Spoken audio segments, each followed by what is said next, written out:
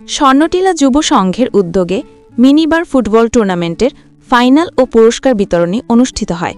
রাঙামাটি বাঘাইছড়ি উপজেলা থেকে নোমাইনুল ইসলাম এর পাঠানো ভিডিও চিত্র দেখুন বিস্তারিত।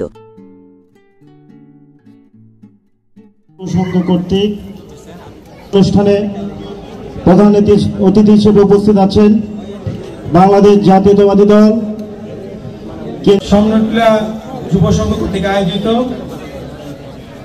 আজকের এই ফুটবল টুর্নামেন্টের ওনার মতো একজন ত্যাগী লোক, ওনার মধ্যে শিক্ষিত লোক এই পর্যায়ে আসুক, এই চেয়ারে বসুক, এটা অন্তর থেকে আমি চাই। আমি আপনাদের সকলের সহযোগিতা কামনা করব। উপস্থিত বিএনপি কেন্দ্রীয় নির্বাহী কমিটির সদীয় ধর্ম একটা ফাইনাল ম্যাচ উপভোগ করলাম। স্পোর্টস উইদাউট স্পোর্টস ছাড়া কিন্তু দেশের উন্নয়ন সাধিত হয় না। জয়পুর এখানে বড় কথা না, এখানে যে স্পোর্টস মাইন্ডেড, আমরা মনে করি যে স্পোর্টস, আমরা জুডিশিয়াল অফিসারও কিন্তু বলি যে জুডিশিয়াল মাইন্ডেড, এটা হচ্ছে জুডিশিয়াল ধারণা। কারণ নেতৃবৃন্দ উপস্থিত, ক্রীড়ামন্ত্রীবৃন্দ উপস্থিত। রাঙামাটি জেলার তবলছড়ি স্বর্ণটিলা স্কুল মাঠে আজ বৃহস্পতিবার 17 অক্টোবর বিকেল 4টায় স্বর্ণটিলা যুব সংঘ স্পোর্টিং ক্লাবের উদ্যোগে অনুষ্ঠিত হয় মিনিবার ফুটবল টুর্নামেন্ট 2025-এর বর্ণাঢ্য ফাইনাল ও পুরস্কার বিতরণী অনুষ্ঠান।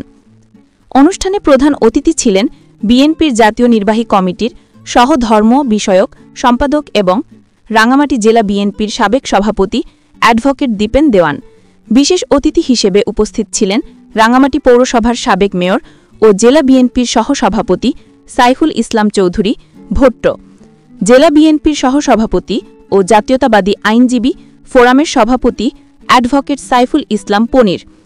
এছাড়াও অনুষ্ঠানে উপস্থিত ছিলেন সদর উপজেলা বিএনপির সাধারণ সম্পাদক বাবু রনেল দেওয়ান, জেলা ছাত্রদলের সাধারণ সম্পাদক আলী আকবর সুমন সহ স্থানীয় বিএনপির অঙ্গ ও সহযোগী সংগঠনের নেতৃবৃন্দ। প্রধান অতিথি তার বক্তব্যে বলেন, খেলাধুলা শুধু শারীরিক সক্ষমতা বাড়ায় না, এটি যুব সমাজকে শৃঙ্খলাবদ্ধ, নৈতিকভাবে দৃঢ় ও সামাজিকভাবে সংগঠিত করে তোলে। নিয়মিত এমন আয়োজন তরুণ প্রজন্মকে মাদক ও অবক্ষয় থেকে দূরে রাখতে গুরুত্বপূর্ণ ভূমিকা রাখে। বক্তারা আরও বলেন, খেলাধুলা সামাজিক বন্ধন সুদৃঢ় করে এবং পারস্পরিক সহযোগিতা শেখায়। খেলা শেষে প্রধান অতিথি ও অন্যান্য অতিথিবৃন্দ বিজয়ী ও রানার্স আপ দলের হাতে ট্রফি, স্বর্ণপদক ও মেডেল তুলে দেন।